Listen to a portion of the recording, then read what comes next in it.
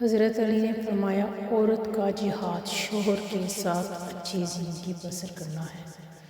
کسی انسان کی سوچ پڑنی ہو تو اس سے مشورہ کر کے دیکھ لیں، اس کے مشورے سے اس کا انصاف، نیکی، بدی اور علم سب جان جائیں گے۔ خود جل کر دوسروں کو روشنی دینے والوں کو لوگ اکثر مینٹل کہتے ہیں۔ آنکھوں سے گرے آنسو اور نظروں سے گرے لوگ کبھی نہیں اٹھا کرتے۔ اپنی کامیابی کسی کو مت بتاؤ، کیونکہ لوگ درخت کو تب پتھر مارنا شروع کرتے ہیں جب اس پر پھل لگا ہوا ہو۔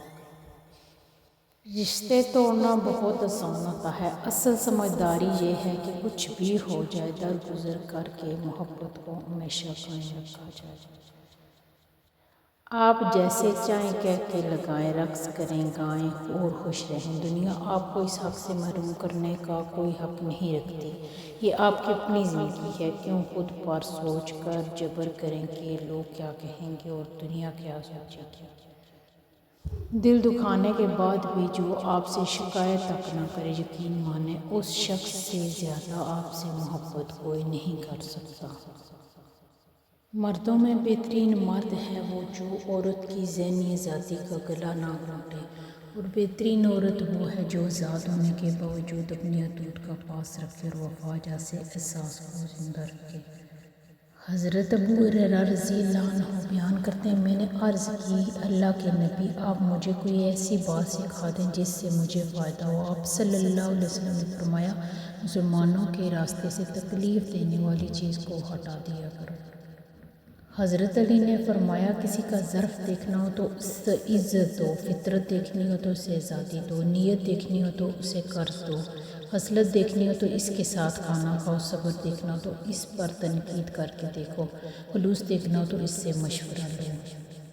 پاک ہے وہ پروردگار جو عیبوں کو چہروں پر ظاہر نہیں کرتا۔ عقل مند کی زبان اس کے دل کے پیچھے ہے اور بے وقوف کا دل اس کی زبان کے پیچھے۔ آج کل تو ضرورتیں طے کرتی ہیں کہ لہجہ کتنی دیر میٹھا رکھنا ہے۔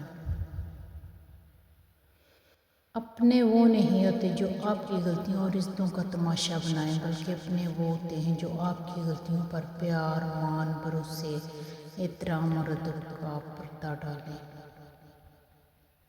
خیال رکھنا تمہاری وجہ سے کسی کی آنکھ نم نہ ہو، کیونکہ تمہیں اس سے کے ہر ایک آنسو کا حساب دینا ہوگا۔ کامیاب زندگی کے 3 راز: قرآن مجید، درود شریف اور نماز۔ حضرت علی رضی اللہ عنہ نے فرمایا، اللہ اس زبان سے نکلی ہوئی کوئی بھی دعا رد نہیں کرتا جو اس کے محبوب صلی اللہ علیہ وسلم پر درود بھیجتی ہے۔ حضرت علی نے فرمایا، جب دل اداس ہو اور وجہ بھی سمجھ نہ آ رہی ہو تو سورۃ الرحمن پڑھ لیا کرو، دل کو سکون آ جائے گا۔ حضرت علی نے فرمایا، یہ مت سوچو کہ کب ملے گا، بلکہ یہ یقین رکھو کہ ضرور ہی ملے گا۔